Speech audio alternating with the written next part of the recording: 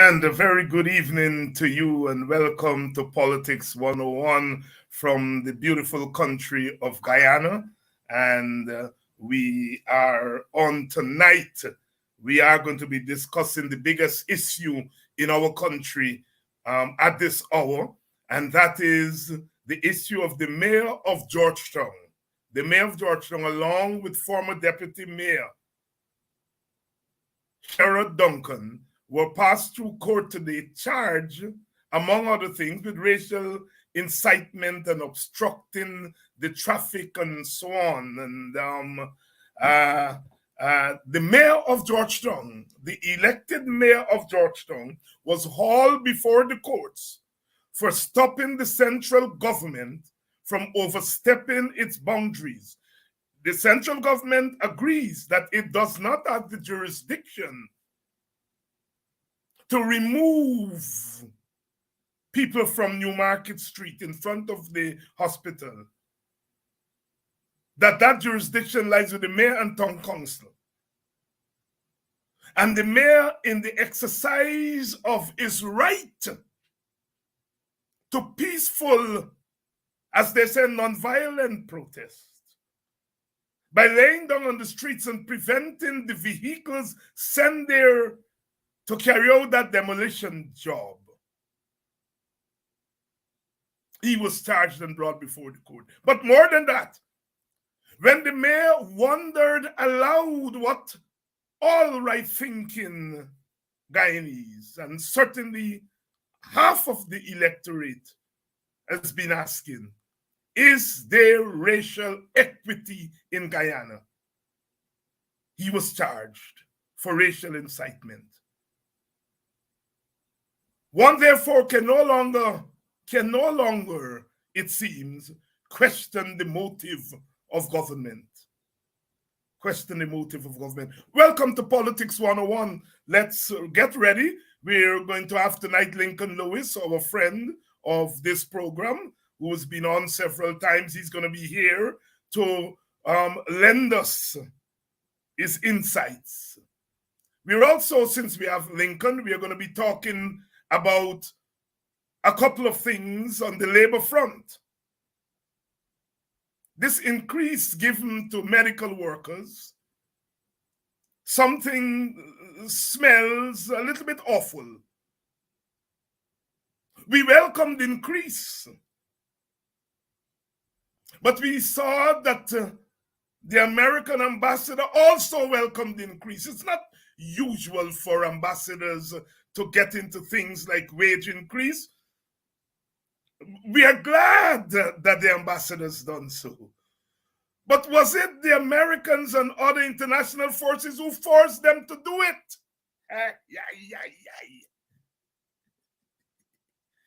And in the process of pushing something together, it seems as though some important categories of medical workers have been left out. The technical people, radiographers and so on, they have said they have been left out. How come you left them out? We understand that there are other categories of workers who have been left out. And then we understand that the money was not shared equitably, that the law down the wrong you go, the less you get. So they did something right. But here are my questions. Who forced them to do it? And because they were forced to do it, it was done in a slapdash way.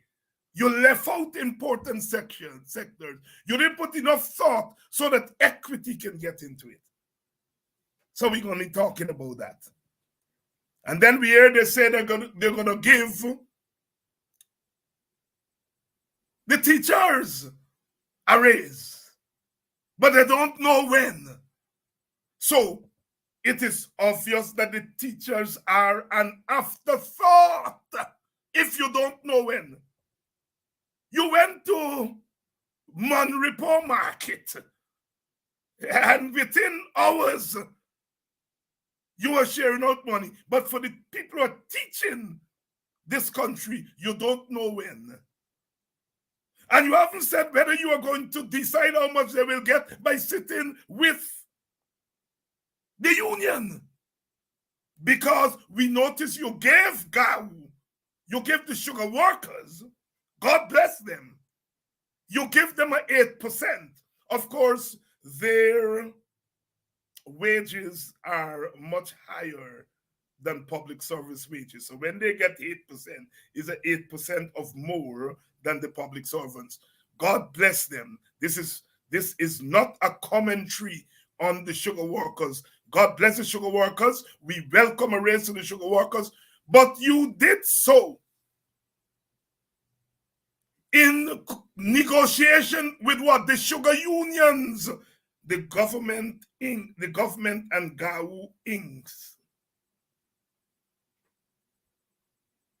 When you give the the public servants 8%, you didn't do it with the PSU, GPSU.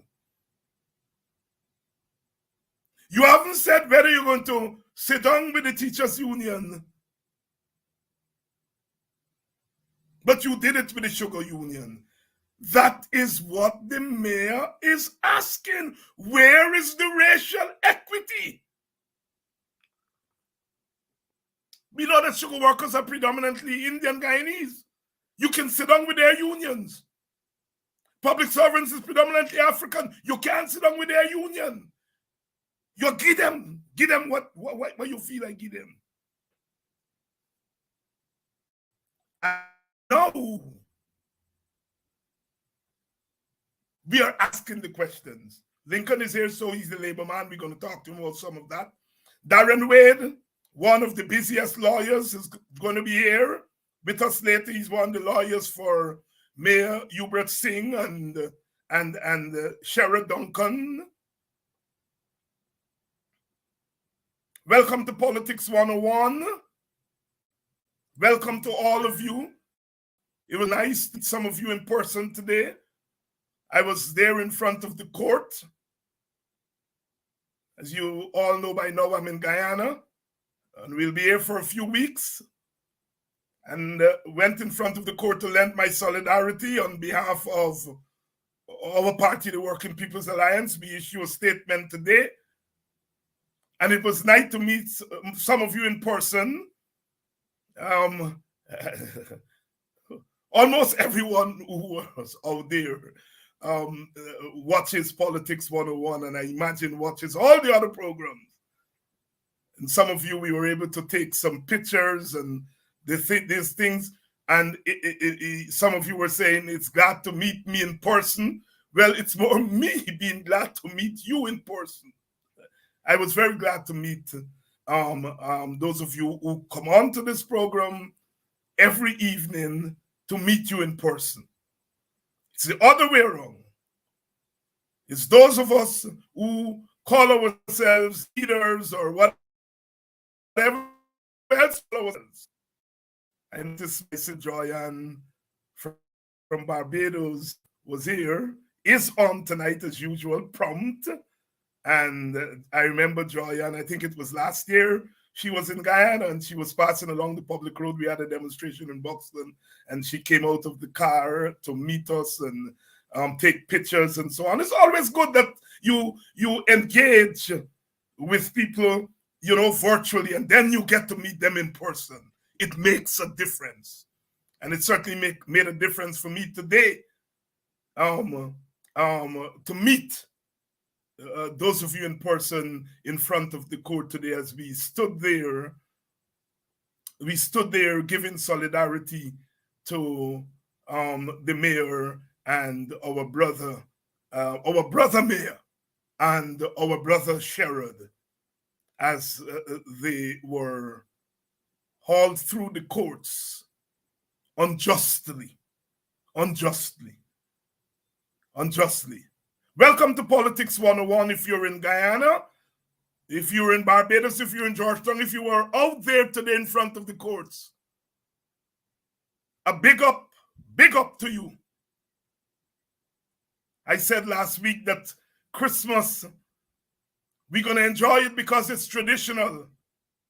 But we're also not going to take our eyes off the prize because it's Christmas. Christ, whose birth we are celebrating, did not take his eyes off the prize because it's Christmas. We've got to celebrate, but at the same time, keep watch.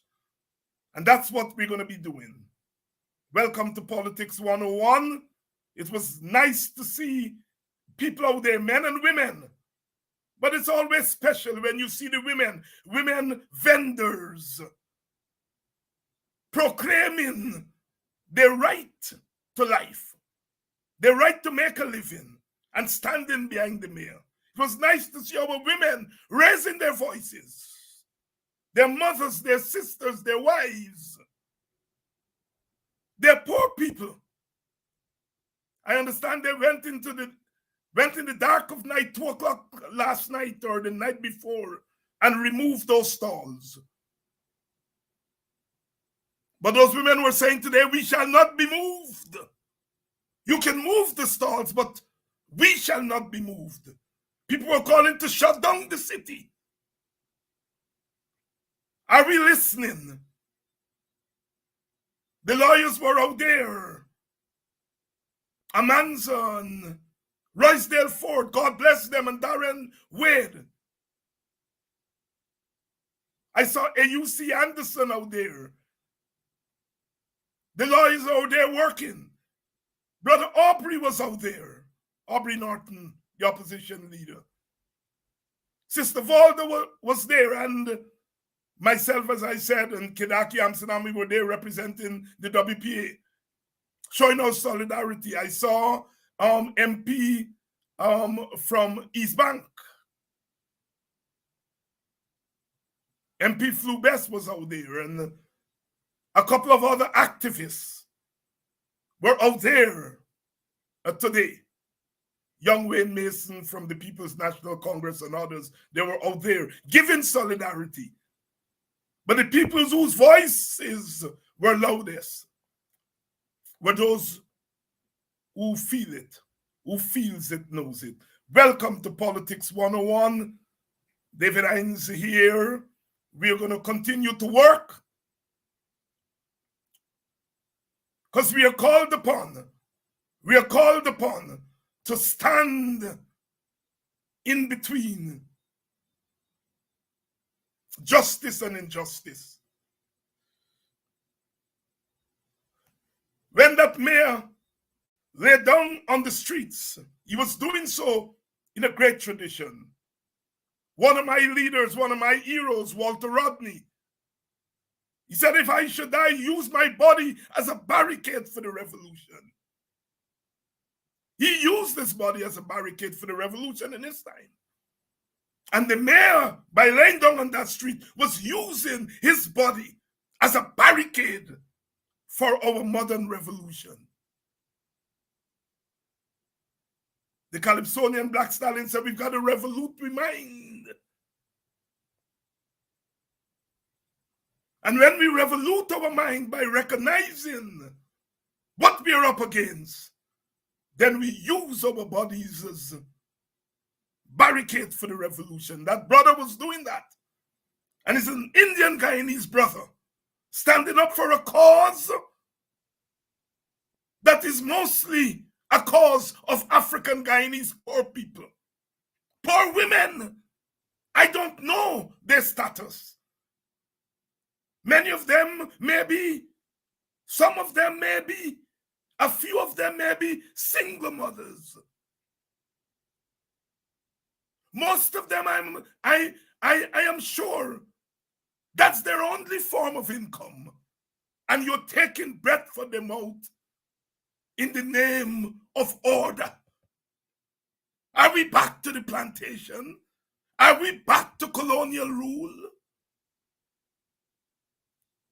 When we talk about working people, we're not talking just about employed people. I want to get this in, and Lincoln is here. When we talk about working people, workers, we are not just talking about employed people. They're unemployed workers. And these women, mostly women and men, are out there fending for themselves and their family. And this is what you do to them. The poet Martin Carter said, this is what you do to me. Cut out the sun, cut out the world. Stifle my breath and hope that I die. That's what these people are doing. Carter penned those words in 1952, 1953. 70 years later, you're trying to cut out their world, cut out the sun, darken the flower, stifle their breath, and hope that they die. These SOBs, they're talking about SOBs. They ought to be talking about SOBs. That's what we're dealing with, brutes. How can you at this Christmas time,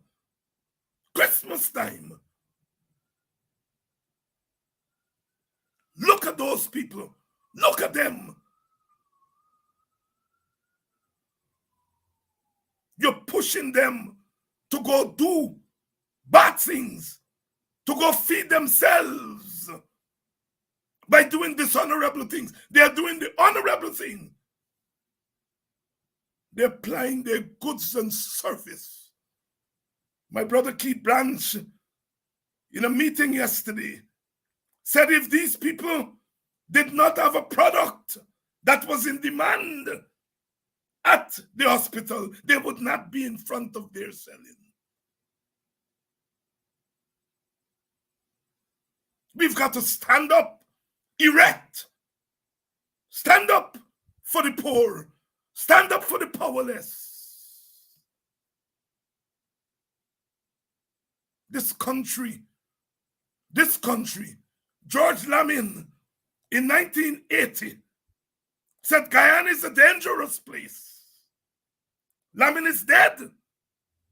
If he were to visit Guyana 42 years later today, he would say Guyana still is a more dangerous place than it was 40 years ago. No, I will not still my voice, says the poet Martin Carter. I will not still my voice. Those people were saying today, they will not still their voice. No, I will not still my voice. I have too much to claim. Too much to claim.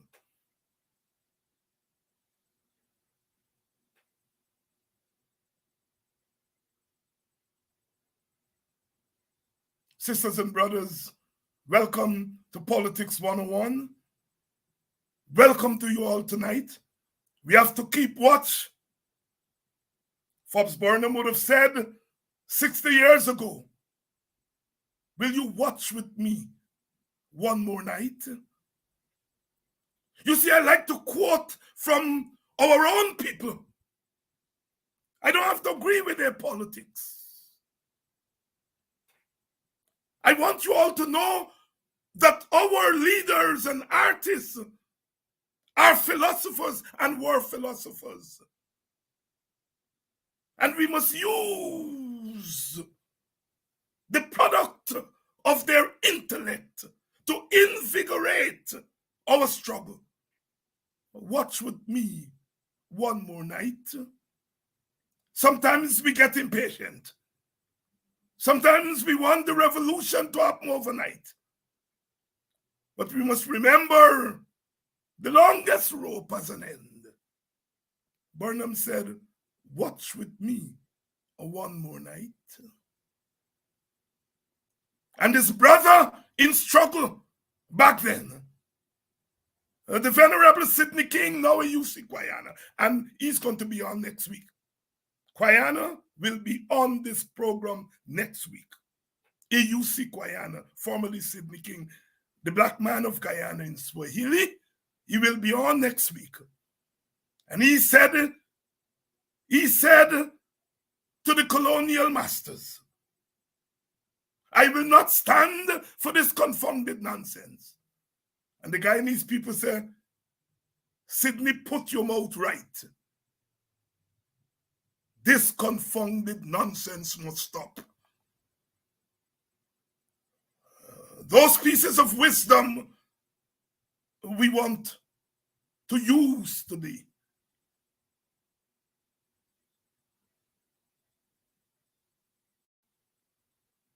my sister and I would have said, what you did to the vendors, what you did to the vendors, what you did to the mayor, not in my name, not in my name, not in my name.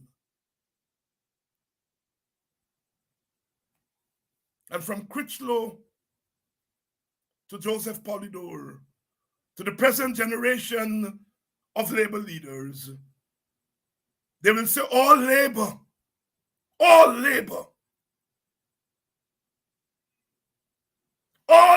matters.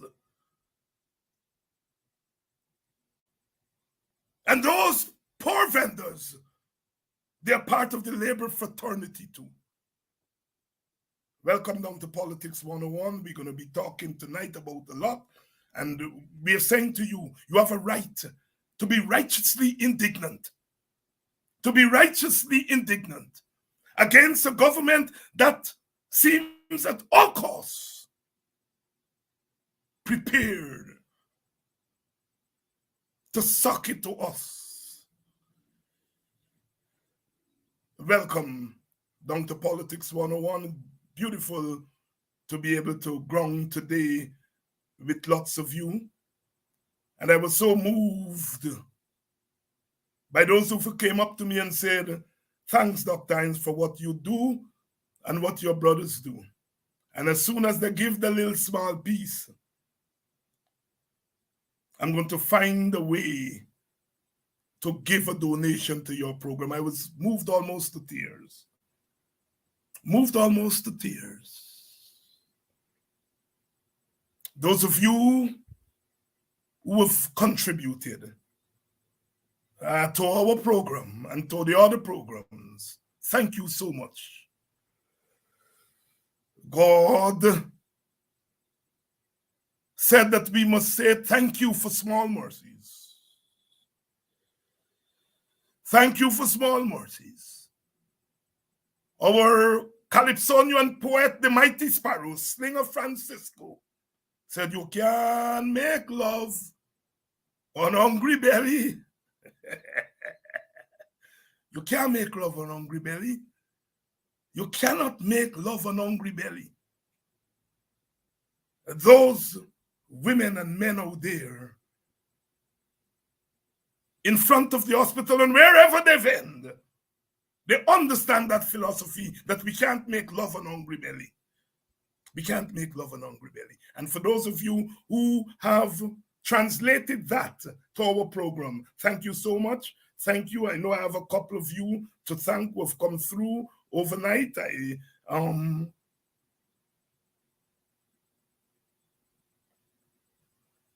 want to thank you profusely for helping our program. And you know, I use this program also to raise resources for causes. And now we're asking you in this Christmas season to give a little to the program itself. We're going to expand next year. And those of you who've given, we want to say thanks. I think we are assembled. The choir is ready. The servers are ready. The preacher is ready. And it's time to commence the service. Brother Lincoln. Brother Lincoln. Hi, David. Where have all the flowers gone?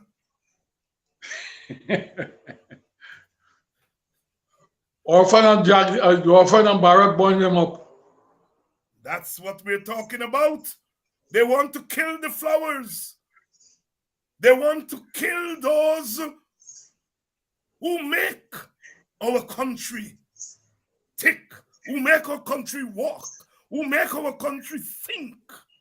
They want to kill the good flowers. But you have been in the valley toiling for decades. And I know when I said, you shall not allow them to kill all the flowers, that part of your task is to help those flowers to raise their heads again. Martin Carter, 1953, in that poem, "This is the dark time, my love," when he talks about flowers bending their heads in awful sorrow. They want to bend the heads of the flowers. Lincoln, let's start by talking about this moving of vendors. We have been through it. And now this government, which is talking about one Guyana, which is talking about love, which is talking about inclusivity, they're tearing poor people away from the scene of making a living. What do you make of that? Thank you very much for inviting me, David. Thanks to the viewership to spend time with us this evening and listen to us regardless of the circumstance. Let me make this point very clear. The PPP is always good. They're always good at cliches. They're good at developing rhetorics that don't mean anything to them. They don't believe in these things. They just see them. Always what they have is a very good or very well oiled communication machinery to spit out what they want to spit out, but they don't believe in the things that they normally preach. Let me tell you this. The moving of the vendors has wider connotation. The government did not get up one morning and say they're going to move the vendors. It has to do with somebody around or some group around there from the private sector, which becomes the one of the arms of the PPP government. It is the one of the arms who decide that these people must move and to give further business to their friends and cohorts around there. They are going to do it because the people who are affected are not people who they see as willing allies in embracing the things that they want to do. Or they don't see them as their constituent. And because they don't see them that way, they will move to, they don't care what happened after. In the case of the mayor see every citizen within the boundaries of Georgetown as a constituent, a member of his constituent. And he went out there to defend them. He went out there to defend them, guided by the bylaws of the city of Georgetown. They went to move them, not guided by laws, but guided by greed and control. Look at it, when I say it's wider, look at how they behave when they're going and they build a street, repair a street or repair something. They walk in. They don't say anything to the city council. We are the government, so we will do it. We are not any longer in what you may call a budding dictatorship. We are in a dictatorship. And dictators have to be treated like dictators. These people are not going to talk with any group or leaders of any organization that don't prostrate themselves in front of them, who will not do what they will want them to do. And that is what is serious. And that is what we need to look at. How we are going to deal with this group. We have to treat them differently. When the mayor went out there, the mayor had the support of the people who were out there, and he was supporting them. They had a relationship that gelled very well. He was in support of them, and they were in support of him.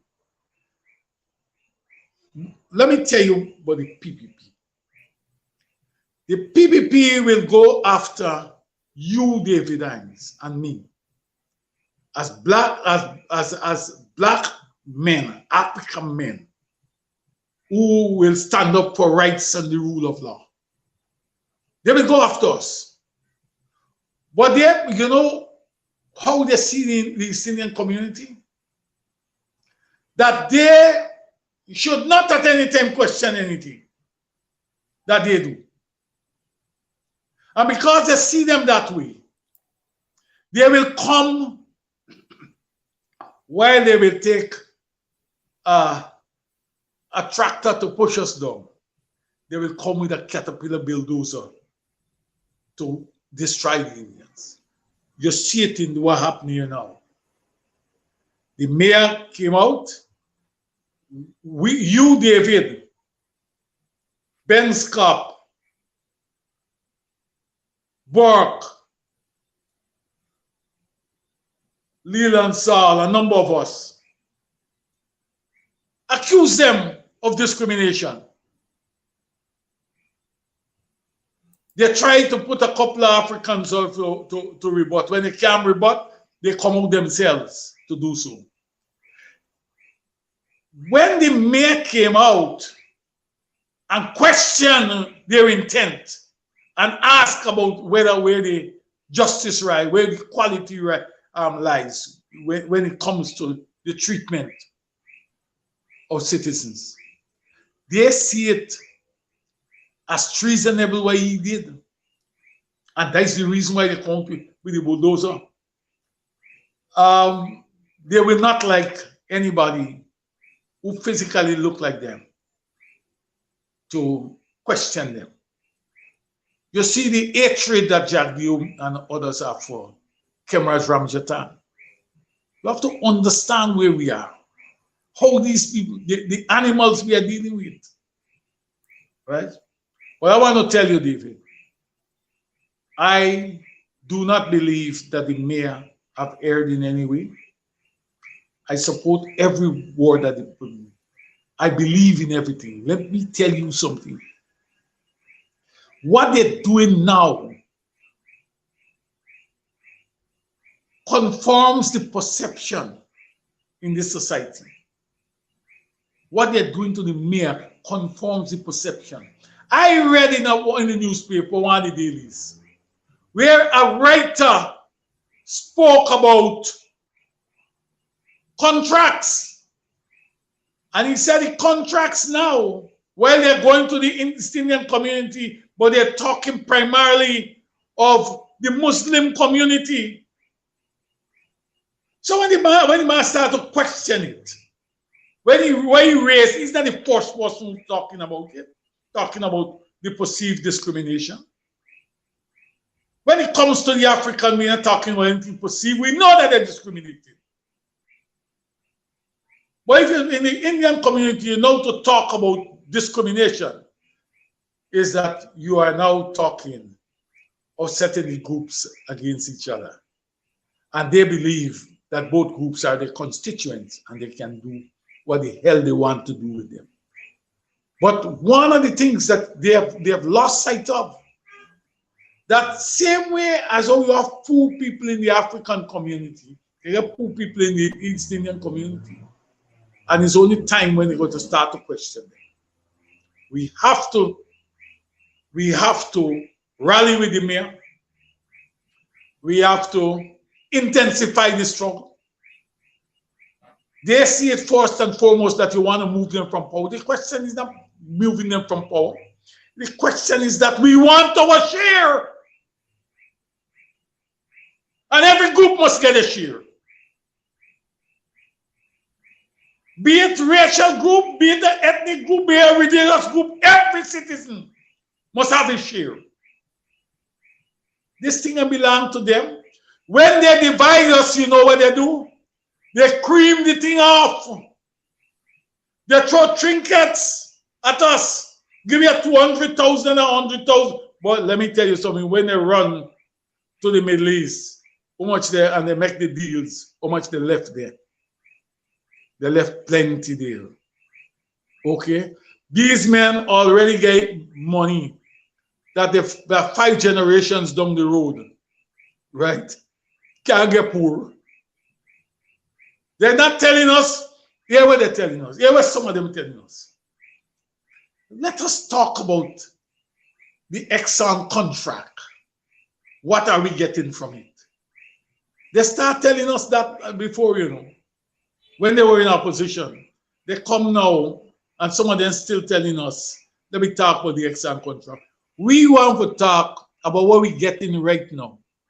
How it can be spent, how it can be shared among us, what is there for each one of us. That is what is important. And what the mayor and others have done is to tell them that while we are talking that there's discrimination against the African community when it comes to the issue of sharing in the national pie, there is also some discrimination in the East Indian community, which make it threefold. Lincoln Lewis, trade unionist, activist, giving his take on the development of the day. The mayor of Georgetown, he has raised more than a hornet's nest. Oh, you remember in August when Coffee 250 said, we are an emerging apartheid state. The government came down. Now the mayor is asking, is there some religious discrimination here? They've come down with a hammer. Are we seeing a trend that when you touch the raw spot of these people, they get mad and crazy? If the mayor did not touch a raw spot, why you don't let him alone? Why you call out the police on him? And then you call out the army on him. The mayor was not in army uniform.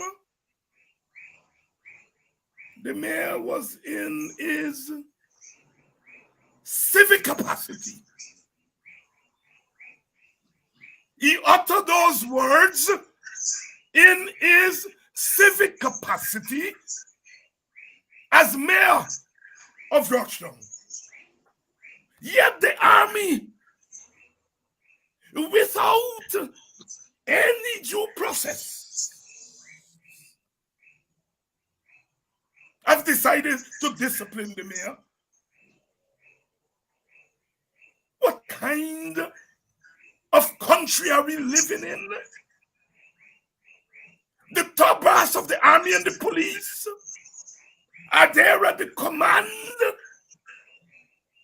of a government that is intent on using them to create mayhem among the population.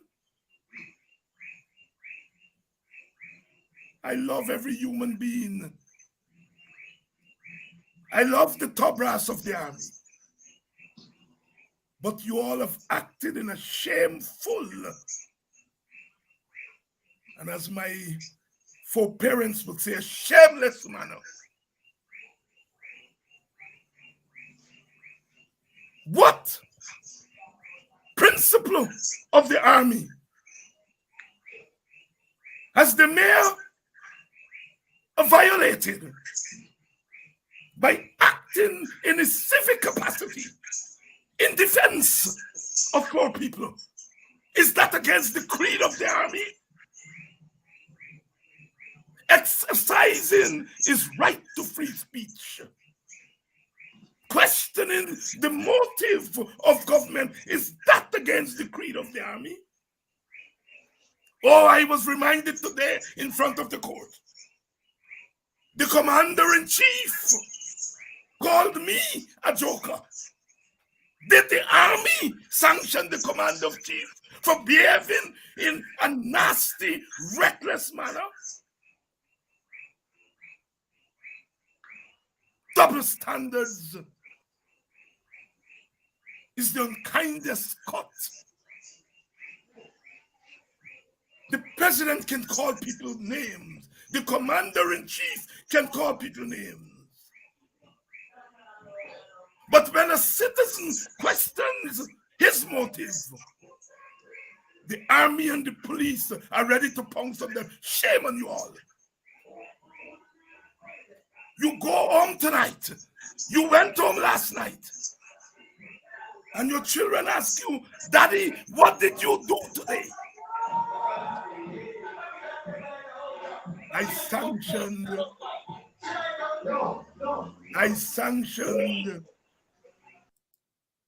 the mayor of Georgetown on the orders of political bosses. That's what you are going to tell your children. I spent today charging the mayor for standing up for poor people. Oh, you shameless human beings.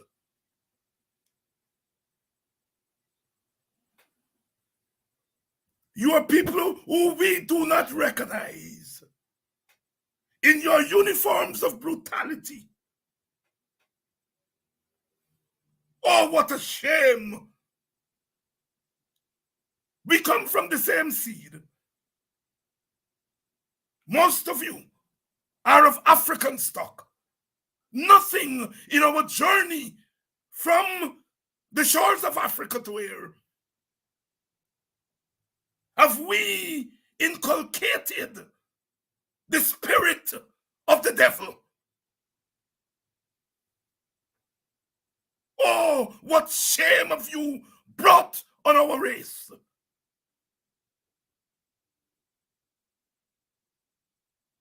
We denounce you tonight. You men and perhaps women who have strayed from everything that we have fought for in this country. Say no to unjust demands. Say no to unjust orders. What has that brother done? Standing up for poor people, standing up for you who cannot stand up for yourself. You, the police officers, who cannot stand up for yourself, he was standing up for you. And you're going to allow people who do not have your interests at heart, who do not have the interest of your sons and your daughters, your brothers and your sisters at heart, to make you go against your conscience. Oh, you black African people, you have shamed us.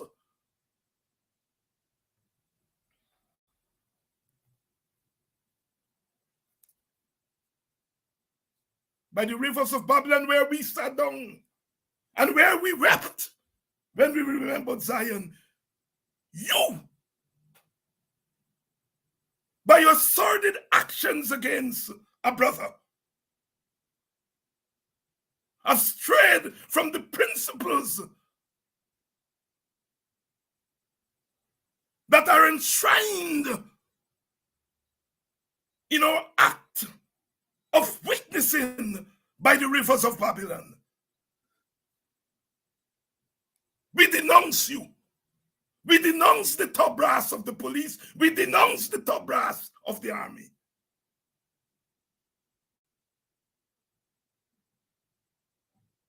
Your duty is not to those who give orders. Your duty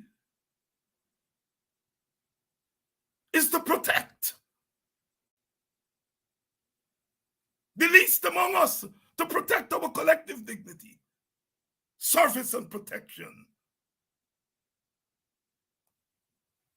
I want it to go loud and clear that the area is a group of black men and women who do not deserve our love.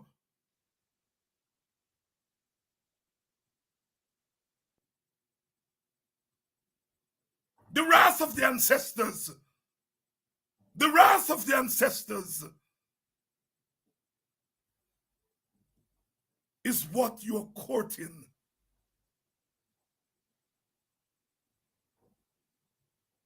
I cannot, in all conscience,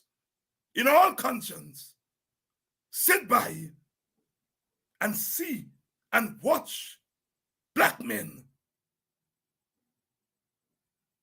taking orders to harass an Indian brother. An Indian brother. And I want this to go loud and clear to the Indian rights activists. That I, as a black man, cannot in all conscience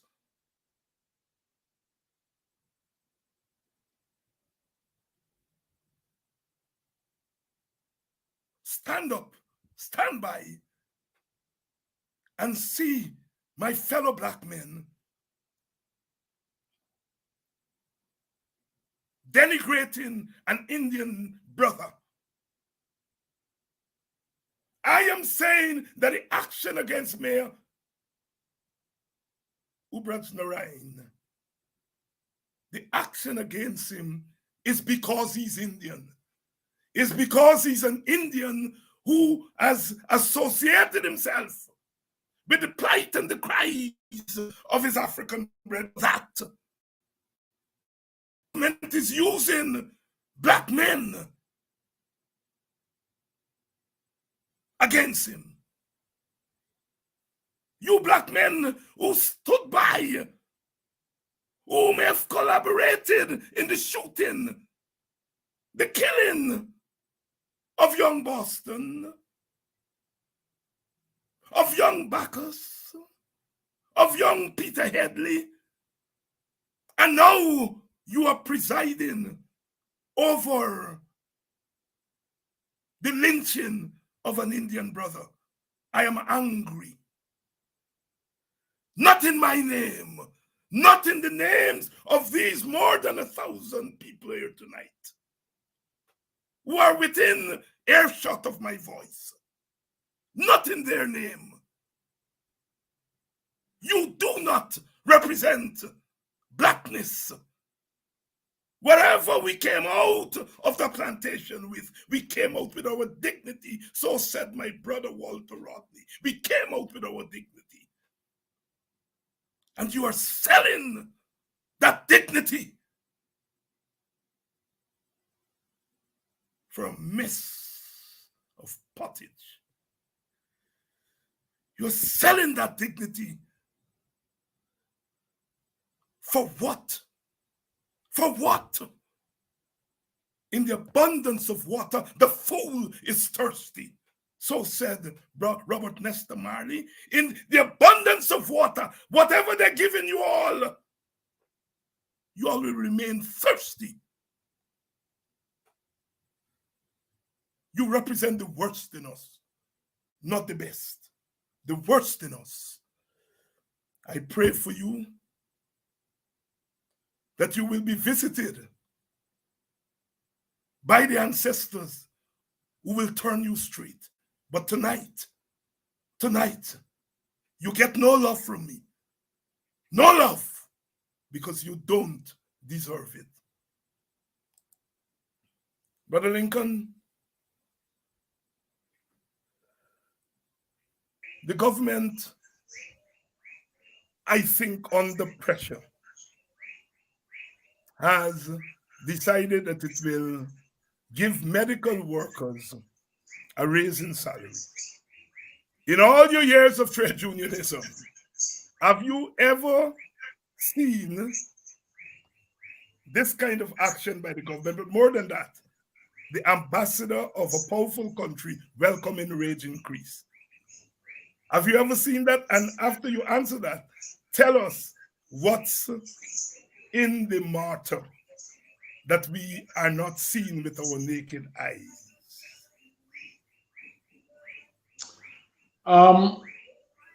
What we're experiencing now in my many years of trade unionism is the first time I'm seeing it.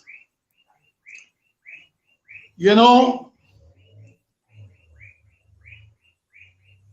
some get and some ain't get. Some of the medical workers receive an increase, but some were excluded from that increase. They work in the same institution, the same type of business, but well was them. Some. But we have to listen to these guys. When our finale stood up in the National Assembly and he talked about the 50%, he said we will give them 50%. He didn't say we'll negotiate 50%. These people believe that the workers in this country are the subjects and they can do as they like. We give you what you want. And if you question it, we don't give for you. If the leaders question anything, we don't talk with you. But the same men and women who can tell you about democracy, you know. When they're in opposition, they tell you about all the laws and respecting laws and respecting this and that convention. I see a letter written by a statement from the foreign ministry referring to what the executive secretary of the Apology have done at the UN. And they tell you about all the protocols and what have you, but they never address the issues that the lady raised. This is how dishonest these vagabonds are. They have decided that in this whole process here, we are going to single out GAU, which is the industrial arm of the PPP. And we are going to talk with GAU. We're going to arrange for the preparation of the documentation, and we're going to sign off with GAU, but we're not going to sign off with the PSU. You know what they're saying, the message they're sending to workers? If you leave the PSU and other unions and come with GAU, we're going to treat you differently. But how differently they will treat you? They will make the decisions, and what GAU will do? GAU will validate those decisions that are made by the government. We are in dangerous time. Workers got to begin to look at this life differently and this life with this government differently. We can't allow them. Everything that you do, from the cradle to the grave, from the womb to the tomb, politics determine it. And we have to become political in what we do. That's the only result for this. The response that we have to get is a political response. And this notion that people buying into the notion that these are political issues and the trade union shouldn't talk about them, we must get involved. We will get involved from the question of local government elections. Because bad roads, no water, poor lighting system. When the worker leaves the workplace, he has to go home and he got to be confronted with those type of things. So we got to start with them. We got to start the march with it. Don't let the PPP tell me what we must talk about and what we must do and how we must do it. Because these are an oppressive group of people. I made a point earlier, these men are rich men. These are the oligarchs of this country. So, Lincoln, what would have caused sections of the legal practitioners to be left off this wage increase? From your experience, what would have caused that? Let me put it this way. The legal practitioners. I mean, the medical practitioners, sorry, not legal practitioners. The medical what would have caused that? What would have caused some of them to be left off from the list of medical people who got this raise? Because they're not politically correct. That's Who's one. not politically correct? Yeah. Let me point out to you. Yeah. You and last year went in that hospital. Not in a long time, but a long give time. Everything. That all right. You look at the amount of doctors. Look at the doctors. Look at the community of doctors. Look at the community of the technicians. Look at them. They are two different groups. Check it out. But tell us what's the difference? Are you saying one group is of a certain ethnicity and another is of another ethnicity? But it's a fact. That's what it is. That is just what it is. This guy's playing this game. Let me tell you something. You know, there's some serious things that are happening. You know, the cancer center is a private operation operating in the I didn't know that. Well, I'm telling you, the cancer center is a private operation run in the public hospital complex, the Georgetown Hospital complex. If you go in there, the first thing you gotta do, you gotta pay, you know. Any service there, you gotta pay.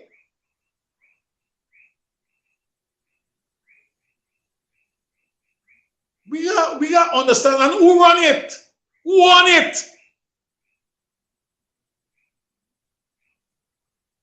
Think about it, man. David, this place going to Europe, and the people who we are looking at that may contribute to it may not be those people. Or may let it, in fact, will not be those people. People are not fed up with them. These are a bunch of corrupt men and women who decide that what they're going to do, they are going to divide this society. When these people went to Parliament last week, and they moved the, what you call it, they moved the criteria for voting, and they say, everybody, you overseas or as long as you're on the list, you must be able to vote. You prepare these people, prepare the re-election again. They're good at it, you know. But they can turn around and tell the PNC that they are the riggers. You had the situation in Linden where Samai sat down on the FC seat for 5 years. And they said nothing was wrong with that. The only one where the then chief election officer was about to give a seat to the PPP, a seat from the opposition to the PPP until Vincent Alexander caught him, right? These people are good at this thing. What they're good to do, they can take their course and put it good on somebody else. This here is discrimination in another form. When they talk about the teachers, you know why they're giving the teachers? They're beginning to feed it around that so long Coretta McDonald is the general secretary, they will not be talking with the union of the GTU. What they intend to do is to impose an increase. And all of this are the machination of one man, that evil man, in the office of the president there. That coward. He's a damn coward. He can only use state power to destroy and subdue people. When in the opposition, he does not. When in the opposition, he's like with the tail between the foot, like a lappy dog around the place. He is the man who decides that he's not going to deal with trade unions. He's not going to deal with the PSU. He's not going to deal with. You're not going to deal with PSU. You're not going to deal with the GTU. I'll tell you, the plan that you have for the stick that you take to beat Tam are the same stick will turn back and beat you. And that you made reference there to Coretta McDonald. I saw Coretta today. I asked her whether there was any indication that they would, the government would meet with the union to work out this promised raise of pay. She said no. She's reading in the newspapers like everybody else that the government has promised this raise of pay. You have pointed out just now that they have singled out Coretta as the reason why they are not meeting with the union. And so it's a policy of punishing workers who have duly elected McDonald. She didn't elect herself, those workers elected her. So the government has decided it will punish workers for electing their own representatives while talking about democracy. What hypocrisy, Lincoln Lewis. Well, I want to tell you, I want to tell you guys this, You asking why hypocrisy? Is the hypocrites you're dealing with, Tell me one thing that these people spoke about while in opposition, and they speak about governance. When they talk about governance, one thing they talk about that they did consistent to what they were saying in opposition. You show me. And if you show me one, I'm going to show you 20 things that they did that was wrong. You show me one good one, and I show you 20. These are the men and women that we're talking about. They don't care about anything. What they care about is power and who they can and have their hand on the national purse that they get in. Let me tell you about it. David and viewers, let me make this point to you guys. You see this oil, this money from the oil and gas that they spending all they want, they got to come for it. And together we got all hands. And we got to say, oh, we must spend and we must get. We can't go there as all they want to tell us we must go every day to pick it Exxon or we fight Exxon about the contract and what have you. Let me tell you something. We have to pick the battles. We got to start with the low-hanging fruits. The money that they're getting, they must come for it and we must get some of it. And every community must receive from that. Don't allow them to get away with it. These people, remember one politician, one of the government was in opposition. He said the person win this election, will be government for a long time because we can get plenty of oil money. Well, they believe that they're going to buy out people. I want to tell them something. Yes, you're going to buy some people, but you're not going to buy me. Right? I am not for sale. And I can tell them, well, one day I understand something. That as poor as I be, and if I can walk the road in the community that I live with, tell them about the evil behavior, the things that they're doing, I'm going to do it. So God give me that strength to do so. Lincoln Lewis there tonight talking on a range of issues that have to do have to do with the labor unions and the wages issue. Also talking about the government's brutal action in breaking down the stands of poor people, most of them black people, but poor people, making a living in front of the Georgetown Hospital. What do you expect those people to do? What do you expect those women to do now that you have removed them from their place of work, their place of earning an innocent living? David, talking about the actions against David, let me make a point. You know what worried me?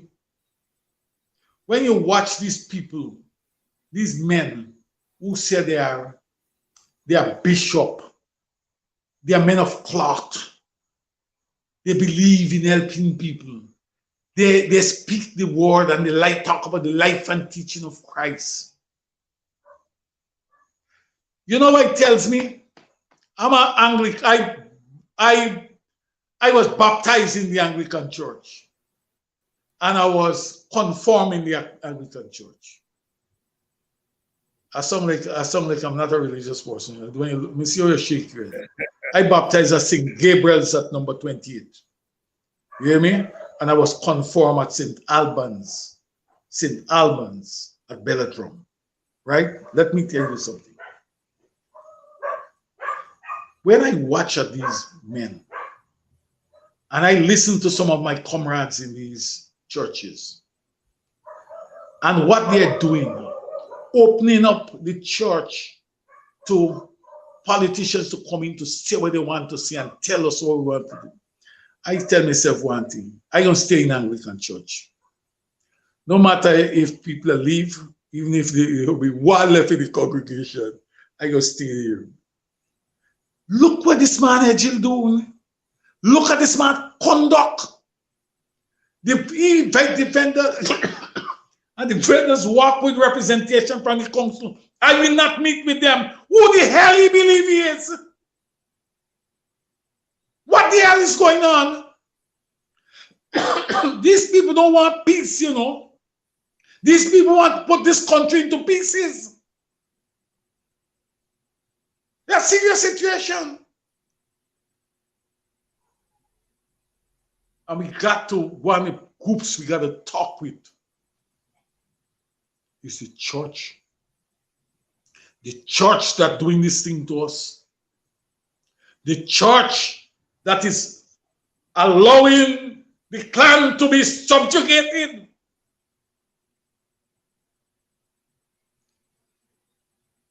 If you want to get A and B for yourself, go and get it. Don't carry brothers and sisters and sell them down the road for that. This thing got to change, man. Lincoln Lewis. David, I know you're still an Anglican.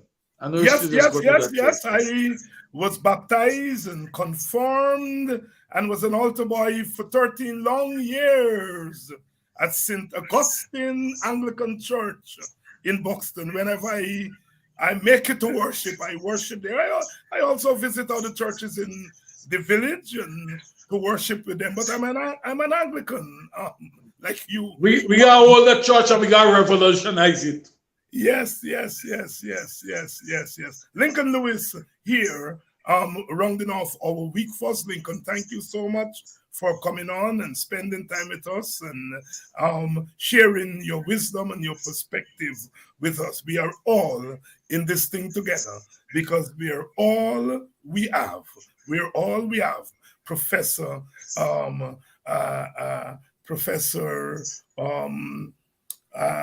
his name escapes me now, who said, we are all we have. Professor Rex Nettleford, who says that, and our own Martin Carter said, here are monster, we are consumed. Like a jig shakes the loom, like a loom is spun the pattern. All are involved, all are consumed. Good night, my brother, and I'll see you shortly. Thank you. Lincoln Lewis there helping us tonight to make sense of the chaos, make sense of the injustice in our country. We continue to fight. We continue to mobilize. We continue to do what is right in the sight of our ancestors, in the sight of God, in the sight of the tradition of righteousness. We continue. We continue to stand up for ourselves. When we win our freedom, we'll cherish it most because we fought for it. I'll see you guys next week. Guyana will be on with us one of the days next week. He's still battling. And he'll be on to lend this perspective next week. We'll try to get the mayor to come on next week. So we have big programming next week. Thank you all so much for staying with us. Thank you all so much for giving us the kind of empowerment that we need to continue to do what we're doing. And those of you who are able, please contribute to our end of year fundraising drive. Until next week, God willing, I will see you all. Until then, keep the fight. Don't let up. Do not let up. Keep watch. Keep militant. Because we are not the ones who are pushing our country to the edge. Those who have institutional power at their disposal are doing it. Keep the faith. Keep the faith.